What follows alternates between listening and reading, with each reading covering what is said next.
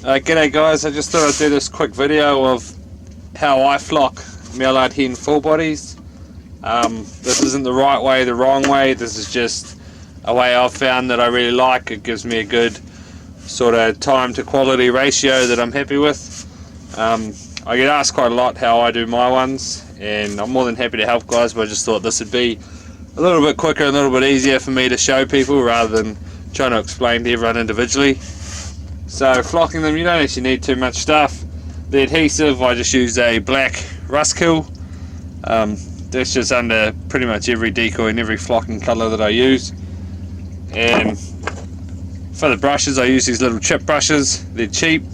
They've got quite a soft bend in them, which I find helps spreading the paint on there nice and evenly. Doesn't sort of push too much off it, leaves it nice and thick. So it's really good for underneath the flocking.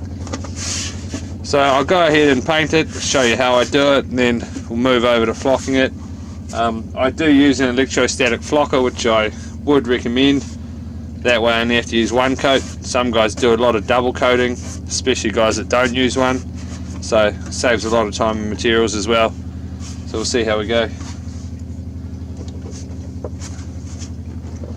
So when I'm actually chucking it on, you can chuck on quite a lot.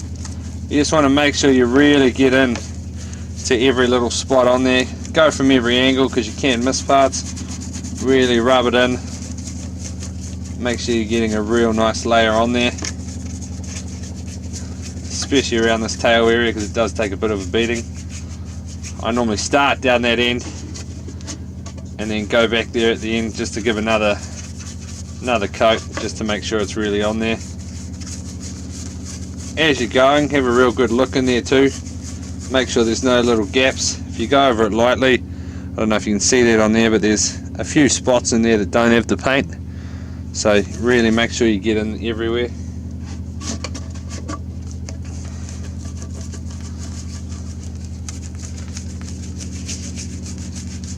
You can do it pretty quick and quite rough because you come back and have a look and make sure you've got everywhere. But these brushes are great for leaving a nice thick coating on there. You're trying to get almost as thick as possible without so much that it's running or beading, because the last thing you want is it's starting to run and bead when you've got the flock on there, and then the flock just sort of soaks into it and disappears and you're just left with paint once it dries again. So you need a thick coat for the flocking to stick to, but not too thick so that the flocking just gets absorbed in and you're still just left with a painted decoy. You might get it slightly wrong at the start, but once you've done one or two, it's pretty easy to get it right. Decided to do a mallard hen full body because I find they're the niggliest to do. Once you get down to putting all the paint and the flock on, the only thing you've really got to hold on to is the bill. So it can be a bit tricky to try and get the flocking on there without actually putting a mark in the flocking. So you've got to make sure you can get a nice grip on there without touching anything else. As you can see, I'm sort of just chucking the paint on there, and then we'll come back and make sure we've got everything nice and smooth afterwards, and there's not too much in one area, or we don't need more added somewhere else.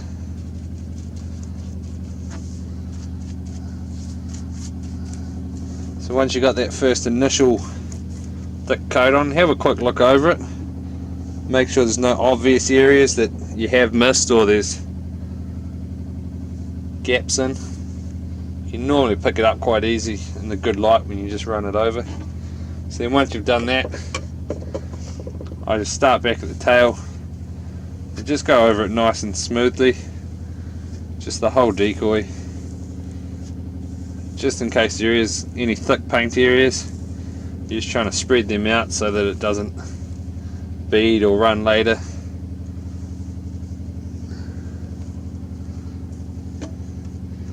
Quite often you get it sort of at the base of the neck there, where you've put too much on the head and it starts to run off, and in any of those little tight areas. and at the bottom of the neck. So that's pretty good. I'll hang this up for a sec so I can move the camera over to the flocking and show you how I do that. So when you've got an electrostatic flocker, we'll just make sure that's steady up there. When you've got one, make sure you've already prepped it. I can show you this later. I just made it on YouTube. It's a great little thing, cost me about 60 bucks. You want to make sure you've got it all full of flock first before you start painting so that everything's ready to go.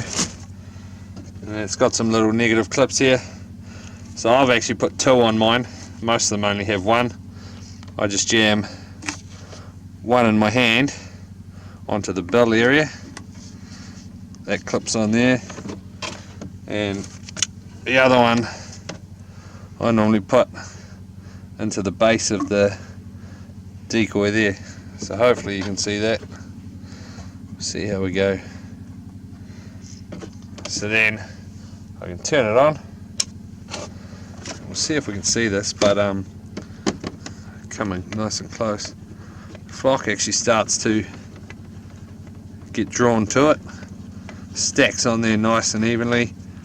Stacks on lengthways rather than just randomly. So you get a really thick coat once you start to get it on there. So I'll go ahead and start doing the whole thing. Just like when you sieve it on, you just want to make sure you go from every angle, because especially with the hens and stuff, they've got quite a bit of feather detail. So you want to make sure you get the flock trying to attach from every angle. It's just like when something blows in the wind, blows past the surface, and then you can get a bit of a hollow on the far side, so you want to make sure the flocking sort of coming from both sides of that to get a really good thick coat on there. The flocking, the electrostatic flocker just makes it so much easier to get a nice coat on there, because the flock just wants to stick to the decoy that way rather than just randomly. When you're using one though, it can be a bit tricky. You want to still try and get it as close as possible without actually touching or scraping the decoy.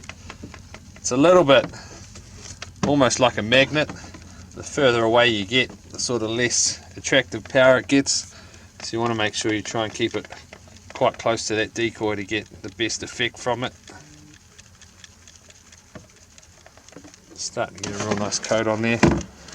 So quite often I'll just move it around a bit in my hand so that I can sort of get a better angle for it and a new angle.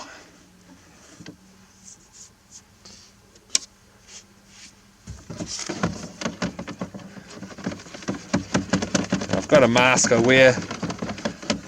You don't have to. I mean, the flocking, it says it's non-toxic, everything like that, but I mean, you can probably already see on the drop sheet, it gets absolutely everywhere, so it's a great thing to wear, even if it's just to keep it out of your mouth and out of your eyes. But I would recommend wearing one anyway, rather than breathing it in the whole time, especially when you're doing quite a few.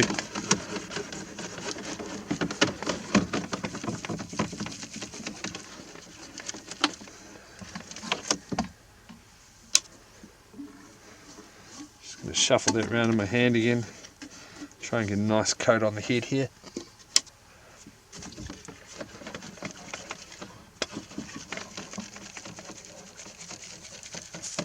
The hardest part is sort of the back of the head and under the chin of the decoy, where it's got those tight angles that can be hard to get the flocking into. Everywhere else isn't too bad.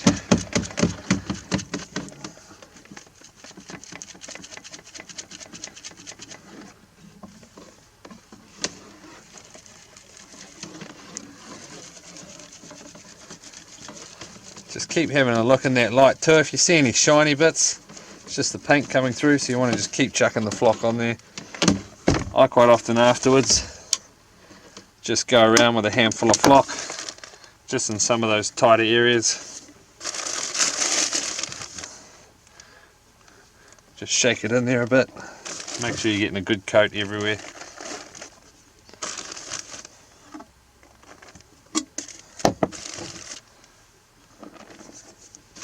You don't really want to leave too much on there. You don't want to shake it too hard so that you're actually shaking the flock out of the paint, but you don't want to leave a real thick layer just sitting on there, because sometimes it can soak into the paint and then you're left with quite chunky flocking. I quite like to be able to see the detail of the decoy. I don't know if you can see in the camera there, you can't really see any shiny or paint through. It's just quite a nice thick coat of flock on that whole thing. And that's it done. So even with taking the time to show you, it's actually quite a quick process when you really knuckle it down and get a system going. You can smash out quite a few in an hour. So good luck, and once it's all dry in a week or so, I'll show you how my version of painting it.